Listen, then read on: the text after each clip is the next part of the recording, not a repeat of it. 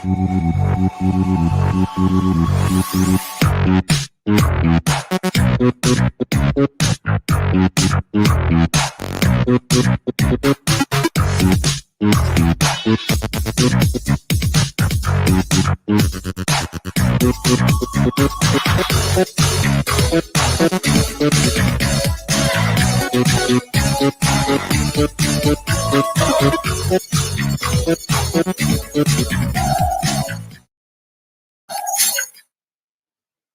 good evening, everybody.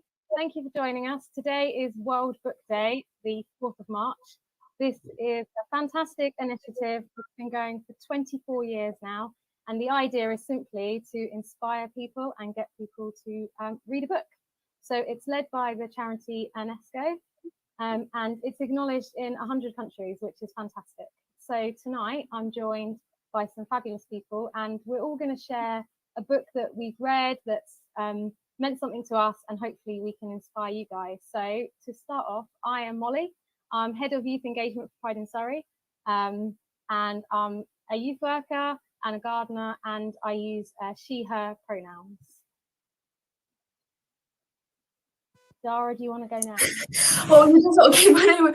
I wasn't sure. Hey, I'm Dara. I'm doing GCSEs right now, and I'm very excited that I don't have to do my exams. That's the best thing I can say right now with everything. Fair enough. I'm Jamie. I use they, them pronouns. I'm currently studying for my A-levels. And I, unlike Dara, I'm not very happy that I do not get to do my exams because I've spent the last 2 years studying for them. So... Fair enough. Hi, I'm Jenny. I'm a local author. So yeah, that's what I do part of the time. Also local personal trainer, because, you know, I can't sit still. So yeah, luckily long done with my exams. Fab. Thank you for joining us tonight. Happy to be here. Fantastic. So I think I'm going to go first.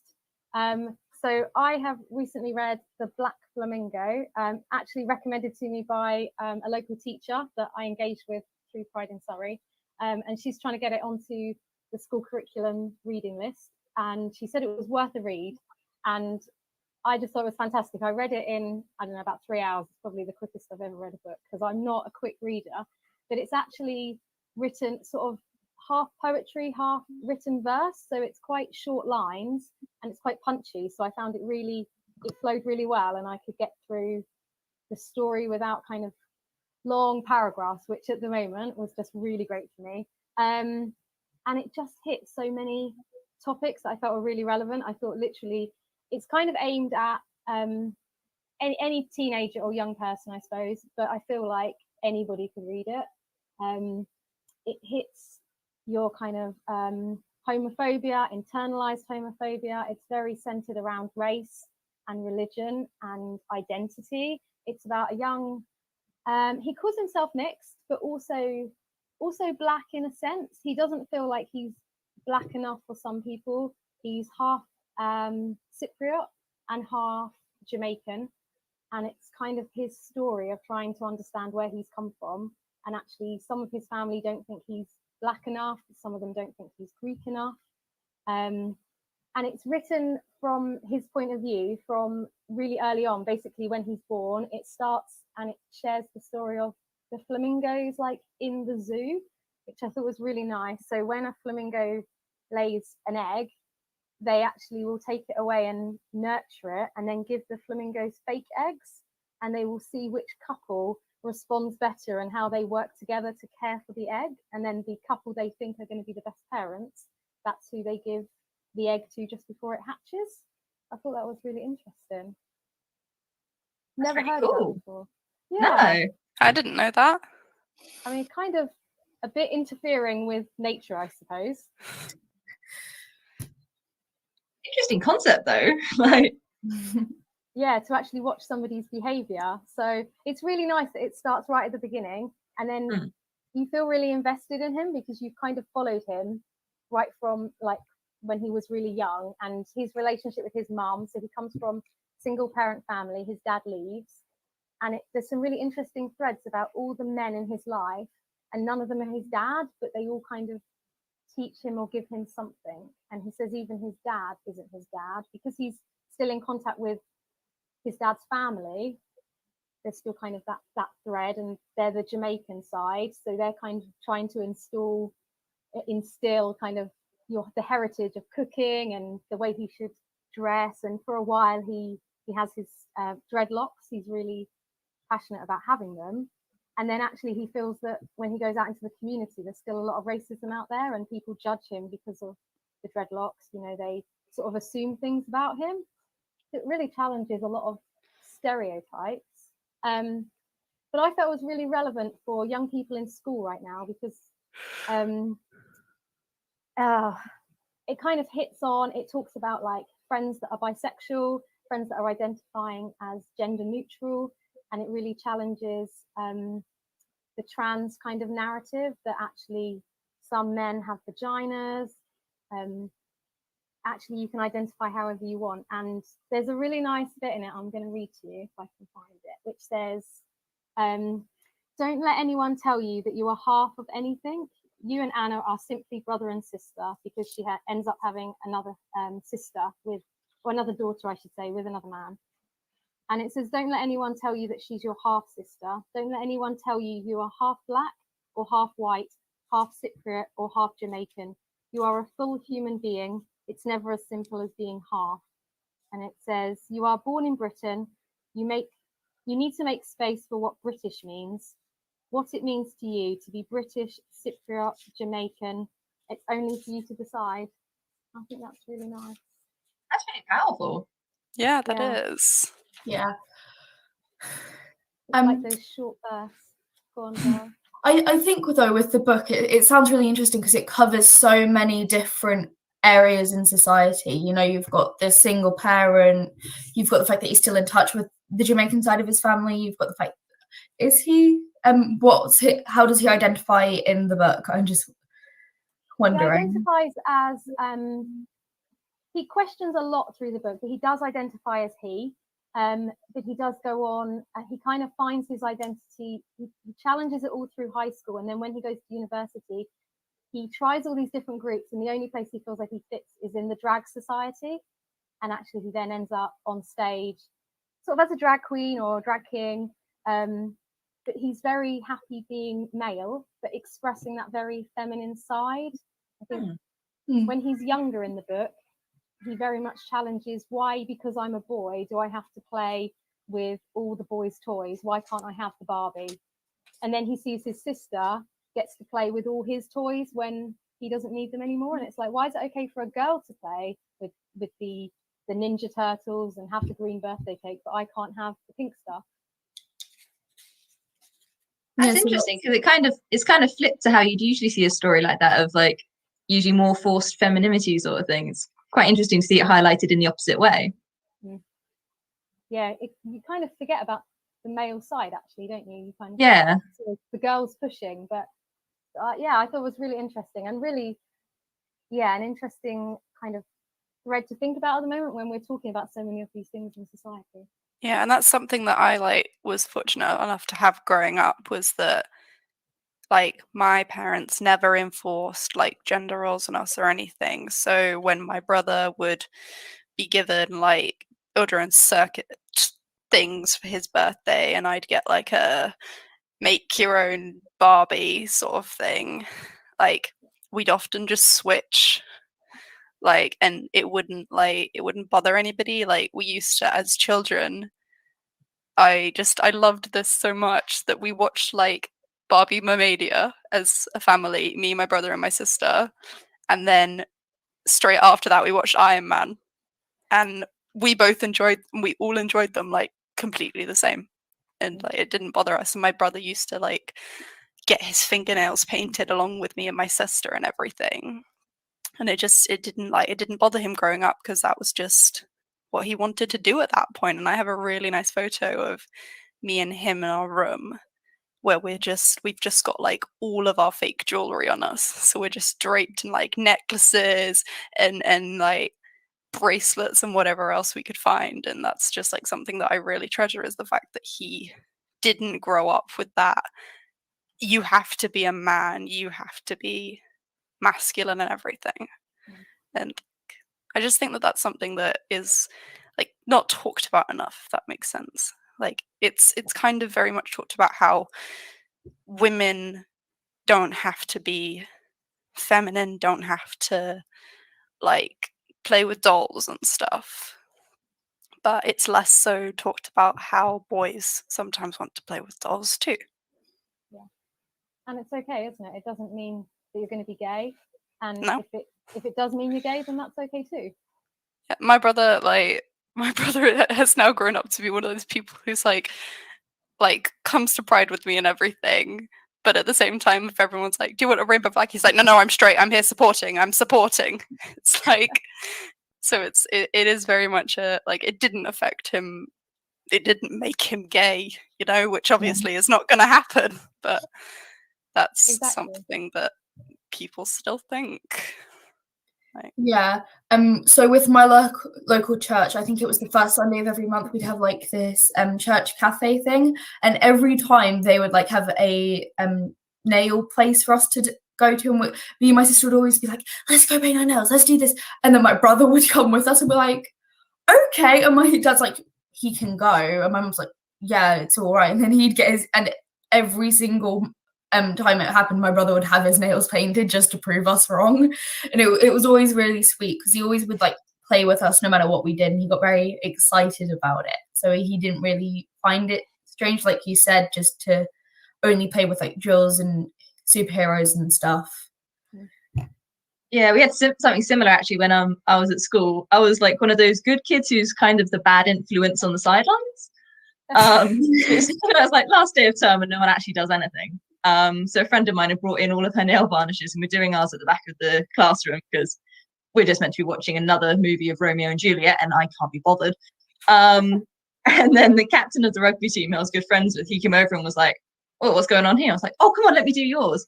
And we ended up doing the entire rugby team's nails whilst watching essentially a rom-com. And they were having a grand old time with it. They loved it. And then our deputy head, this is a Christian school, he's very conservative, very proper, and he comes in to sort of be like, "What's going on in here?" Because you can hear there's, a bit of commotion going on, and he sees the pride of the school's rugby team standing there going, "I don't know if bubblegum or fuchsia, which one?" And he just sort of looks around the room, and he looked at me and he just went and walked out again.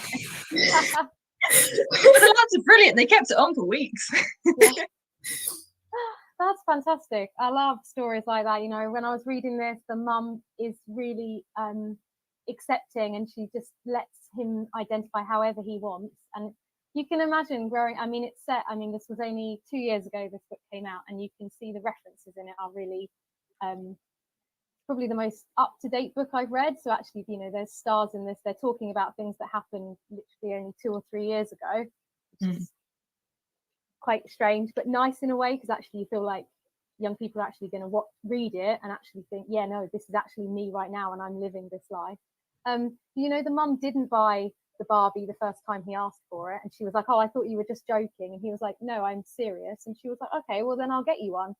And it's nice to have that support, isn't it? Because actually if you can just be however you want to be, and then you can figure things out a little bit better rather than trying to hide, and then actually it can escalate into a problem that isn't even there, is it? I know my brother used to love, just probably because having the older sister, he would love having the clips in his hair and trying on a bit of makeup and a bit of jewellery, and it didn't cause him any adverse effects, I don't think. So fantastic.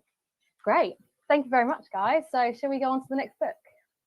Okay, so mine's The Truth About Keeping Secrets, and I got it, I would say, October half term, but I finished it late January, because I sort of read the first few chapters, I sort of went off it and then I came back.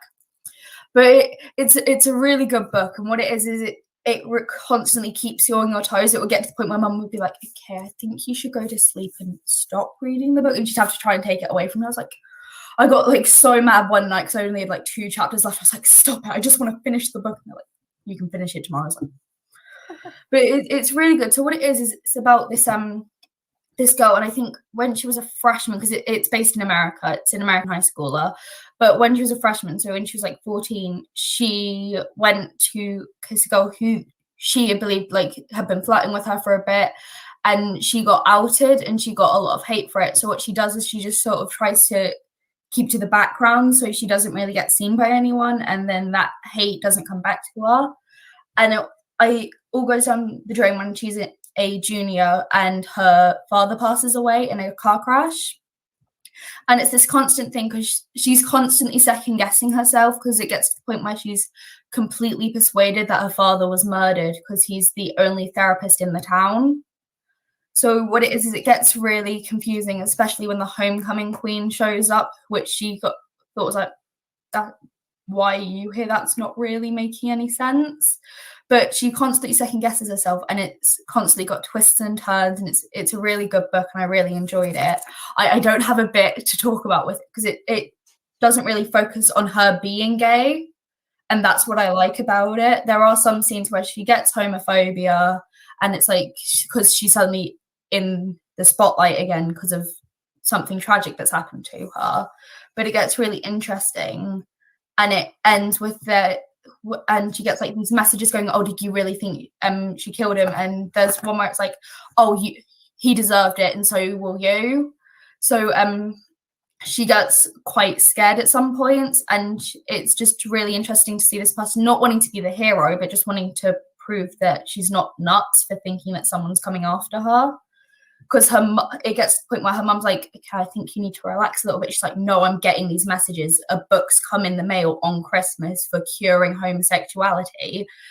And because like it really it's really moving, because she just sort of watches everyone almost turn their back on her because she doesn't trust that many people after it.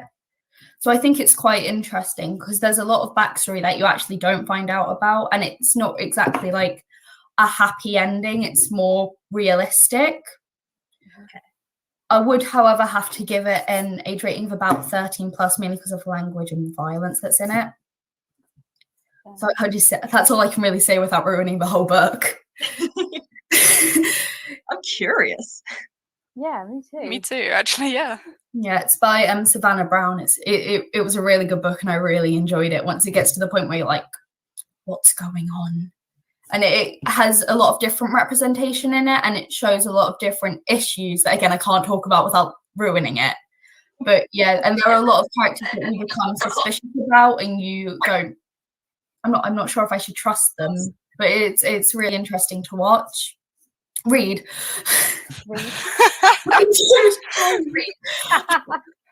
I'm so sorry. Oh my god. This is World Book Day, Dara. Don't you feel like you're almost watching it? It almost comes to life in front of you, doesn't it? Yeah. Some people don't get that though. Some people don't get that, and it's the people who don't enjoy reading that like just don't get that. And like and that's always something that's really intrigued me. Happen in your head, you get to plan what's going to happen next, and that's what you enjoy about it.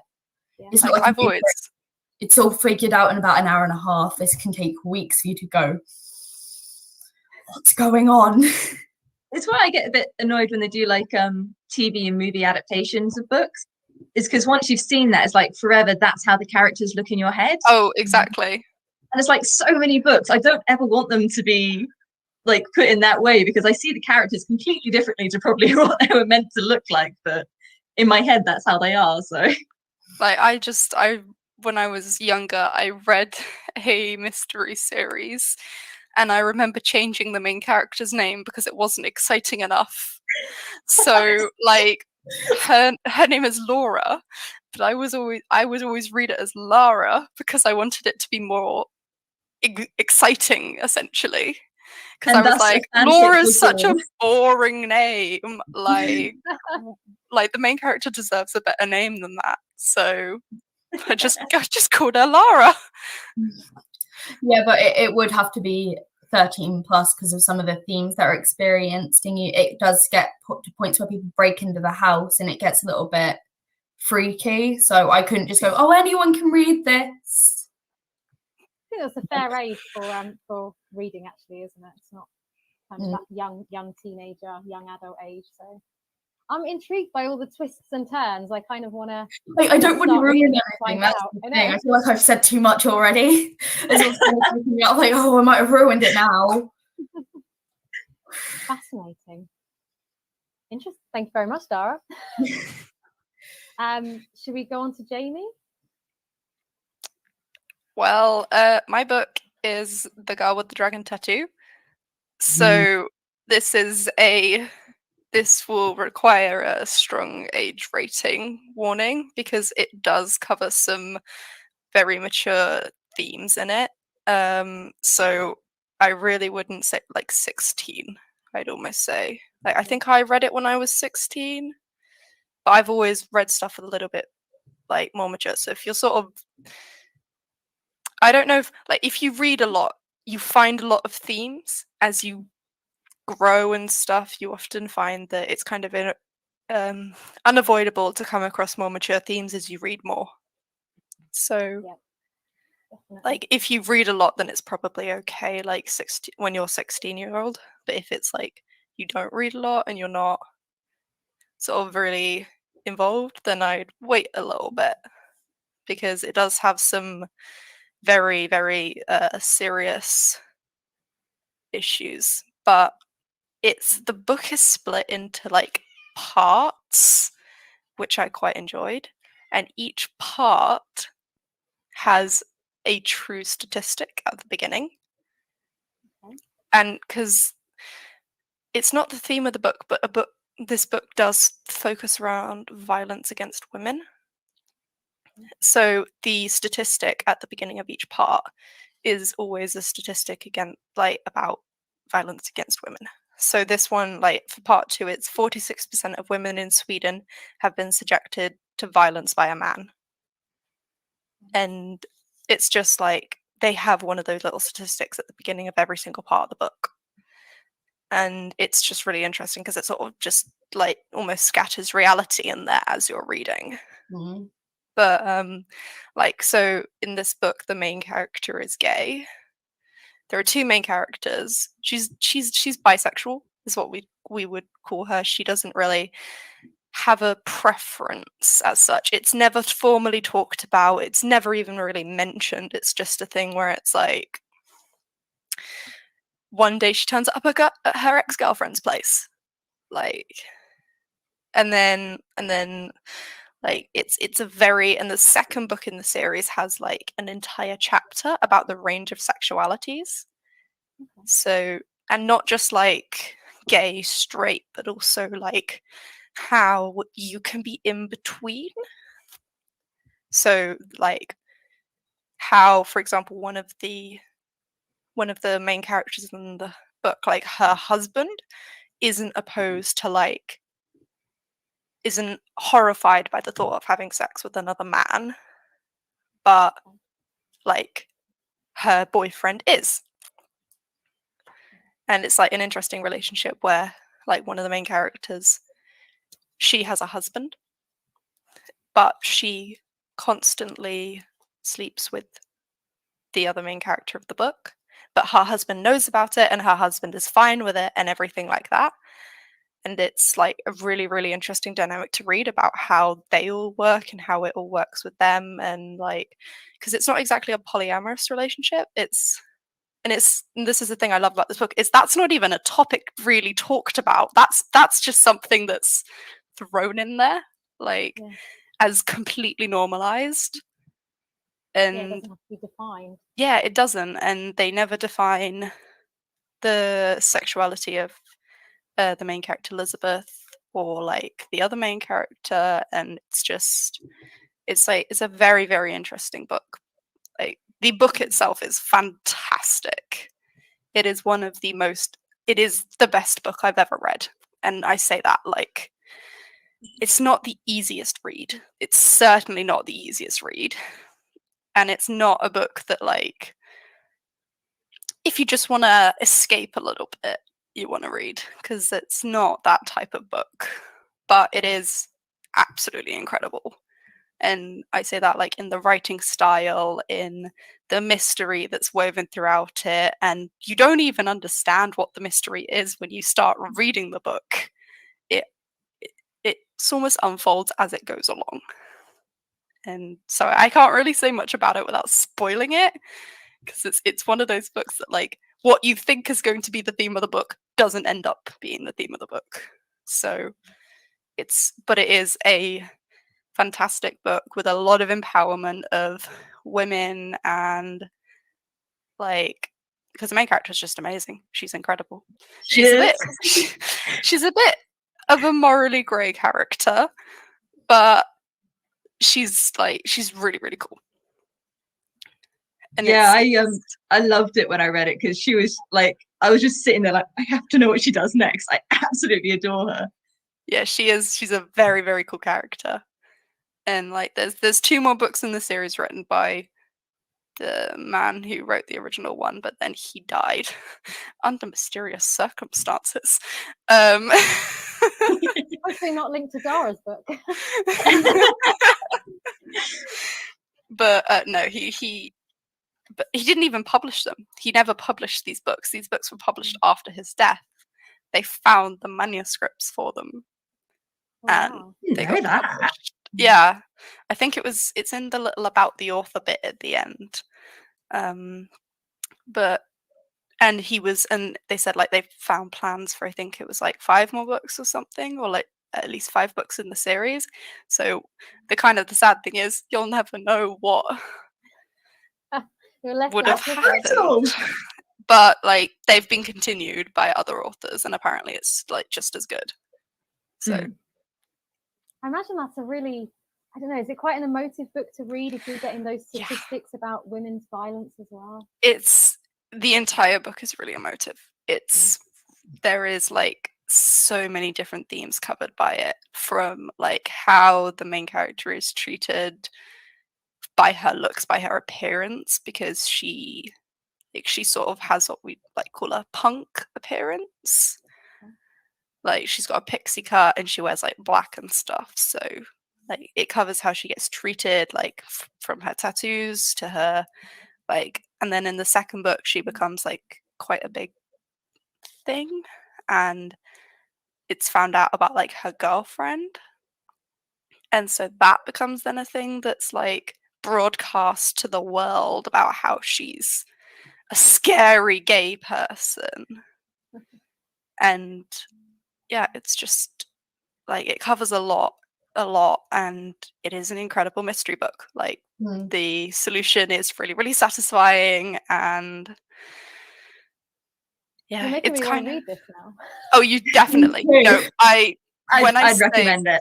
When I say like this is a book that everyone should read, I mean it. Like yes, no matter how old you are, like at some point in your life, read this book. Just getting all excited as well. Just like, it is, and I say that it's the best book I've ever read. Yeah, it's one of those ones that changes you.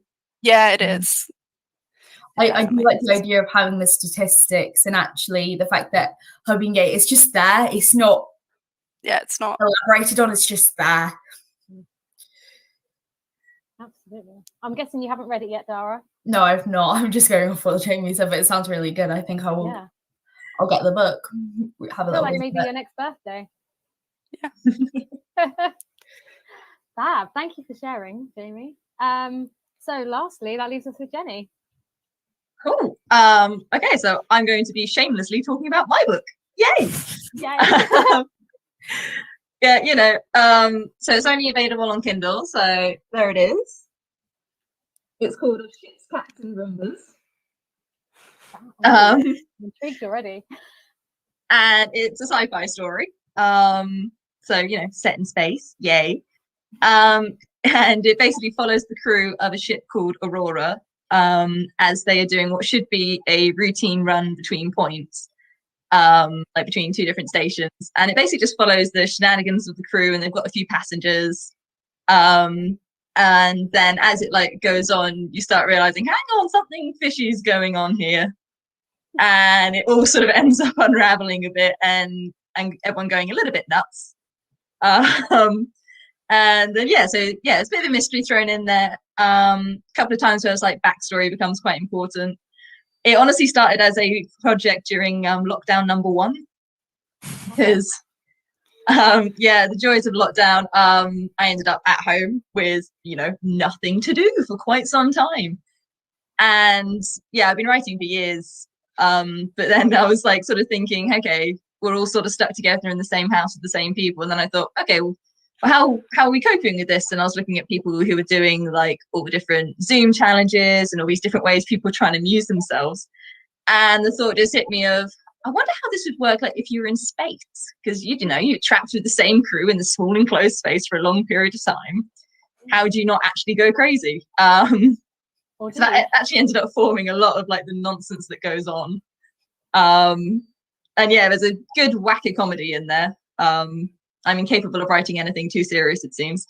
So it was a really fun project to do, actually, and I personally really like the outcome. I'm a believer in writing stories that I myself would want to read. So even though I don't tend to write romances, I myself am arrow ace, so it's something I can't quite get my head around as the main plot of a story. But I do like putting a romantic subplot in, so you end up with that running between the Doctor and one of the passengers, and it is a gay romance, because frankly that worked out so much better than trying to shoehorn in something. It's one of those ones, as I was writing it, I was kind of like, oh my god, these characters have fallen in love whilst I've been writing this. Okay, damn it, we've now got a romantic subplot going on. So it was really fun to do. So is it quite easy to get yourself sort of self-published if you go through Amazon and the Kindle and stuff? Yes, the joy of Kindle publishing, to be honest, is that you can just publish it up for free. It is so worth. I've got like a whole little group of beta readers to like my friends and family and stuff, who I send out a manuscript to them and be like, any feedback, anything at all, what needs doing. And so it does take a good few months of like editing, re-editing and sorting out, but once you do, Kindle is so easy to use. I'm hoping to get traditional publishing going and paperback versions, but for now I'm very happy with my little Kindle. I know not everyone likes the Kindle version, but I live on mine, so we were speaking about this earlier, weren't we? Kind of 50-50, like feeling a book is fantastic, but actually if you're reading really thick books and you're saying you're quite a fast reader, a Kindle's fantastic. Dreadfully fast reader. Like I said, like I was saying earlier, it drives my family crazy when it's like, okay, we bought you a stack of books for your birthday, and a week later I'm like, so anyone got anything to read? But it's not like an incredibly long book, but it was a story that's frankly told itself as I was writing it. It's fun to do. I can't say I've read kind of sci-fi space kind of that genre before, so actually something that kind of is relatable to the first lockdown, and I think we're all feeling like a bit stuck in our houses, even though I go to work every day, but you're still coming home, you're not doing a lot else, are you? So so it was based a lot around that, of like imagining, you've been stuck in a spaceship for a month, and they start going a bit, okay, I now declare it. So there's an incident where they're like, we'll now declare it the initial Aurora Games, and it's like their version of the Olympics on a little spaceship, at which point like the captain comes running in when they're going, we will not. It's like little things, like they're going, we will now light the ceremonial torch, and the captain comes running and goes, no fire, not after the last incident. And it's just like little bits like that. I like doing, it's like you could imagine it being real life sort of thing. And it's again with it having like the main romantic interest is gay love story. And it's again, I think it's really important to have that as normalized and not making a big fuss out of it all. So it's like the first book I wrote was actually a fantasy one, and I realized halfway through writing it, hang on, the main characters ended up non-binary, because I just hadn't been able to figure out which pronouns they would use, so it ended up being they just weren't either.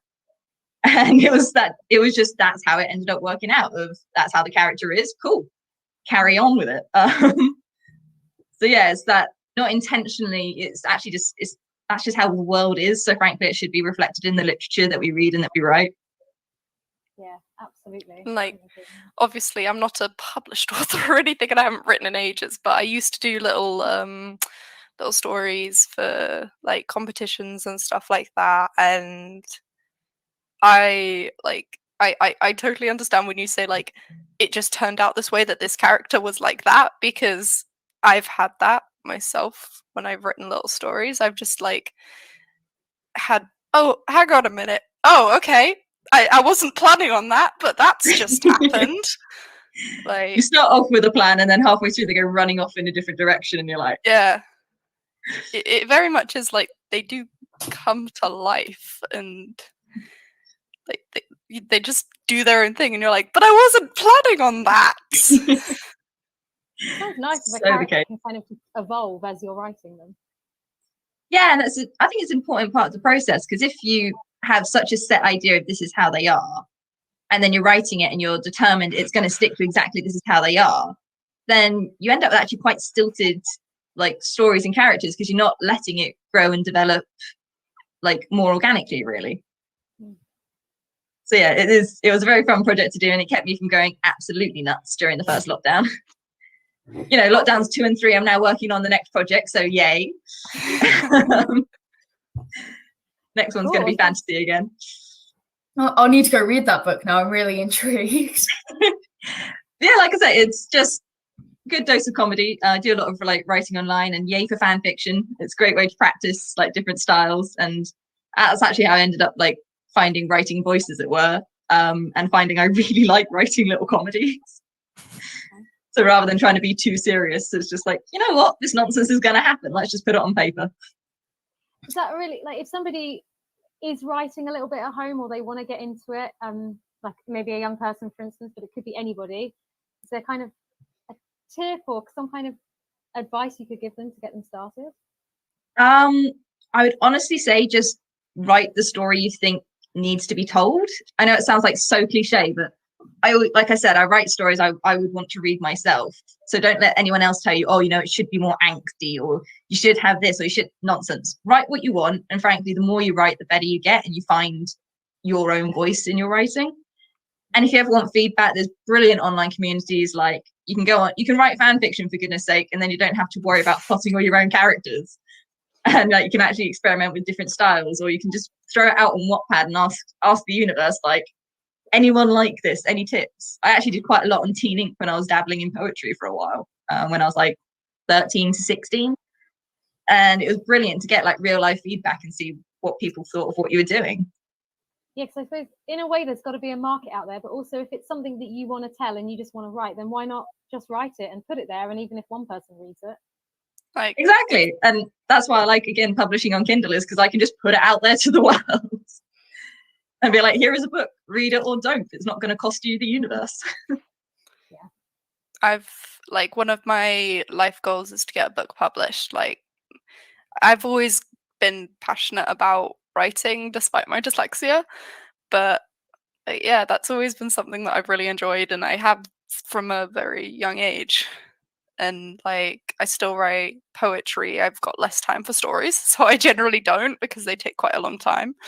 But like, sometimes I'll just get a little bit of inspiration. I'll be like, okay, I'm gonna write this down then. And that's the way to do it.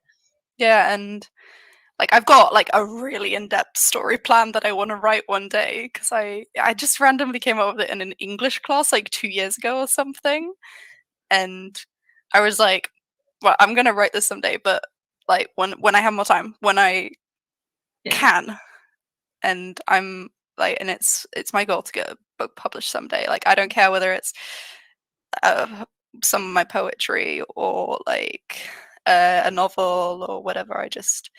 That's like a goal, and it's not gonna be my life. I'm not gonna become an author or anything. It's just something that I enjoy, so why not pursue it? Exactly. First long piece I ever wrote was actually for an English class, for a creative writing class, and we were told just write something, and it was only meant to be 3 pages. I ended up turning in 12 of a murder mystery.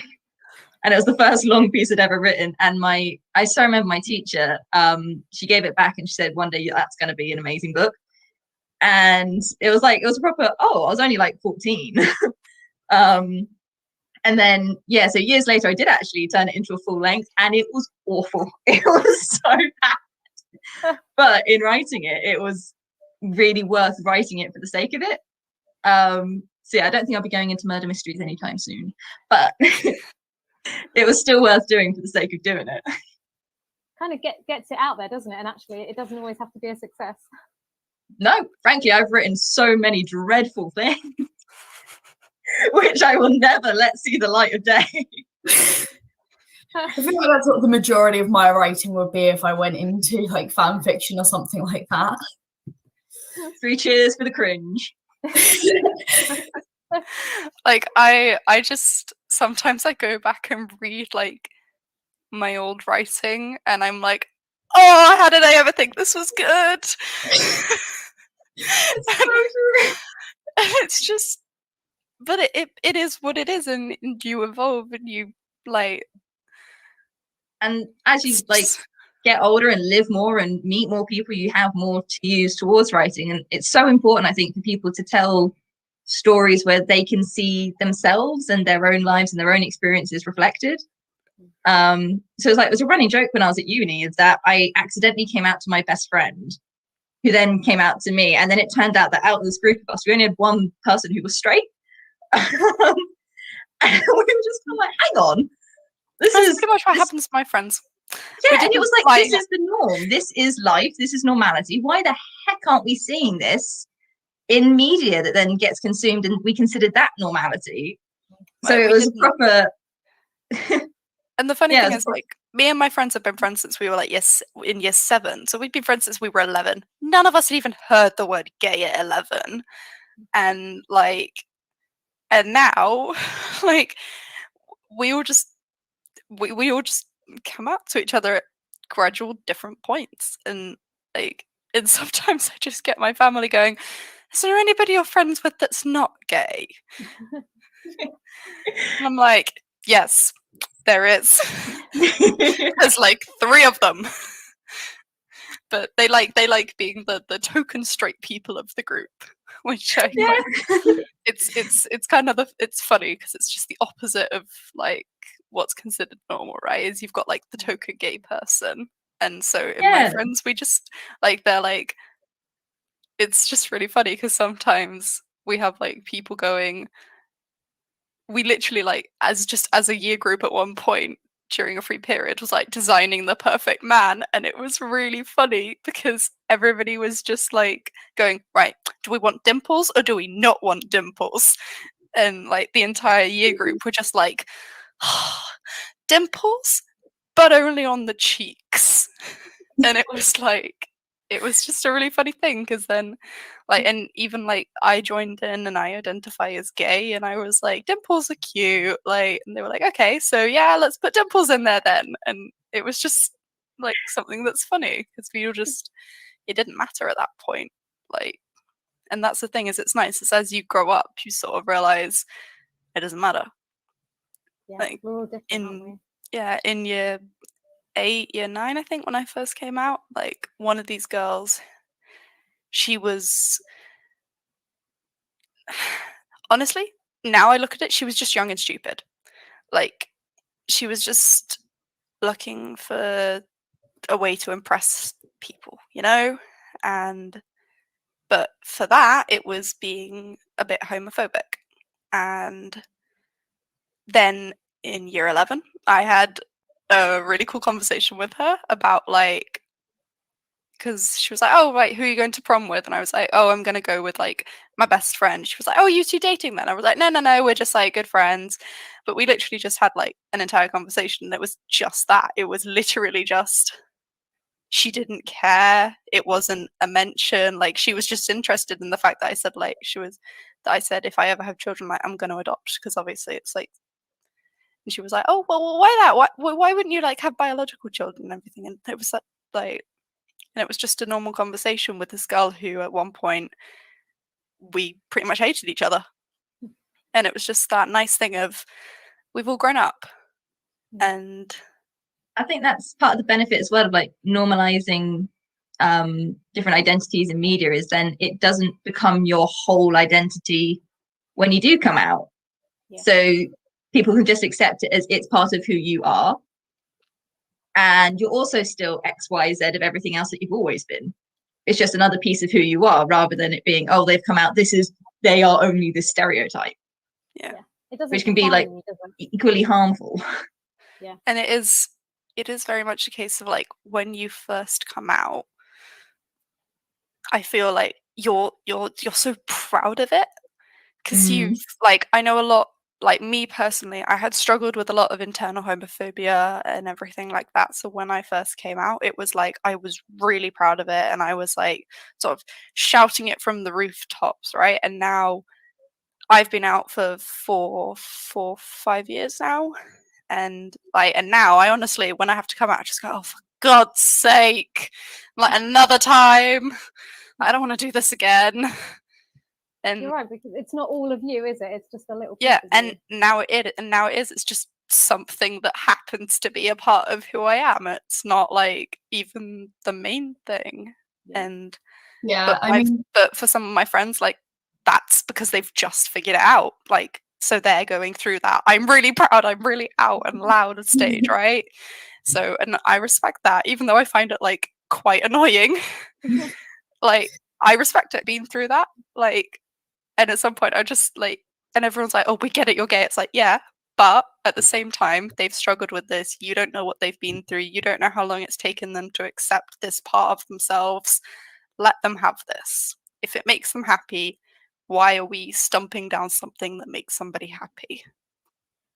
yeah, I mean, with the internal homophobia, I'm quite lucky because I go to a school where I don't really get any of that. So I never really felt like it was wrong for me to be gay. I was always sort of just like, all right, so this has happened. All right, Mom, I'm gay, by the way. This is how we're going to do it from now on.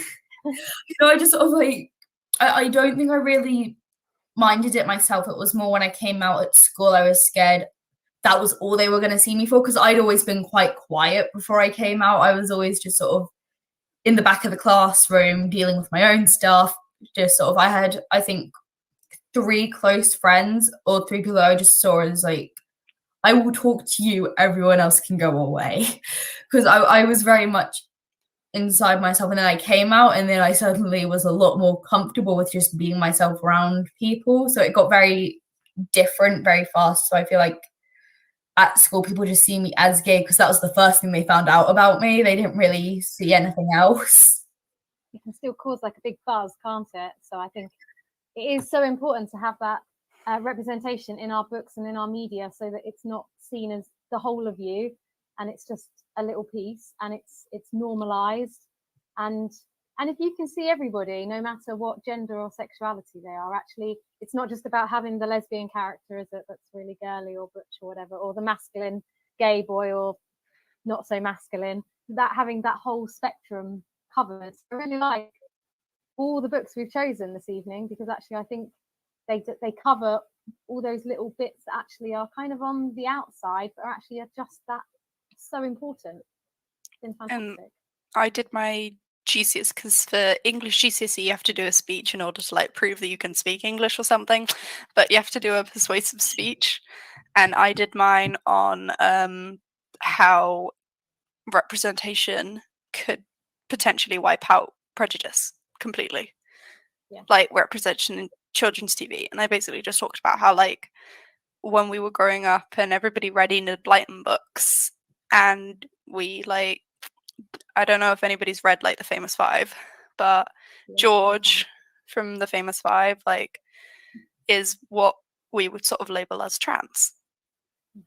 And as a child, we didn't know that. We didn't care about that. Like, that wasn't even the thing that crossed our mind. It was just, that's who George is. That's a part of who George is. And we'd get annoyed when anybody called her Georgina. We'd be like, no, they don't like that. You got to call her George. Like, and that was just, yeah, it wasn't. Sort of recognizing it before you even knew what it was called. Exactly. And it wasn't a thing. Embedded, doesn't it? Exactly. And it was just like, hang on a minute. Oh. And like, it is then also helpful when you've like, if you are coming out to someone, especially if you're on one of the slightly less known orientation. So like when I say I'm ace, I usually then have to do quite a bit of explaining about, you know, sexual attraction, romantic attraction, and I don't feel anything. So it's really helpful to have. It's really helpful to then like be able to say, oh, like this character in something that you've seen, and they can connect that and go, oh, right, yeah, I get what you're talking about. Yeah, makes you relatable, doesn't it? Yeah, and it's kind of, it almost like validates what you're saying of I'm not just pulling this out of the ether. Yeah. And actually having it in books from really quite young, and doing it in a way that is age appropriate is fantastic, because then you've got kids that are growing up in all kinds of different families and are feeling different things. It's just completely normalized. And as long as it's done in a way that is age specific, then I think that's fantastic. So thank you so much for joining me this evening. I feel like we could talk forever about this, but it's been really fantastic. Thank you so much, Jenny. It's really nice to have an author joining us as well, a different perspective. Love being here. It's been really fun. Fantastic. We'll definitely have you back. And thank you, Jamie and Dara. It's been great to see what you guys are reading as well at the moment. Thank you. Everybody, have a fantastic World Book Day. I hope we've inspired you to read something maybe different to what you've read before. And by all means, drop us a comment and let us know what you're reading and what you thought about tonight. So thank you very much. Cheers, guys. Bye. Bye.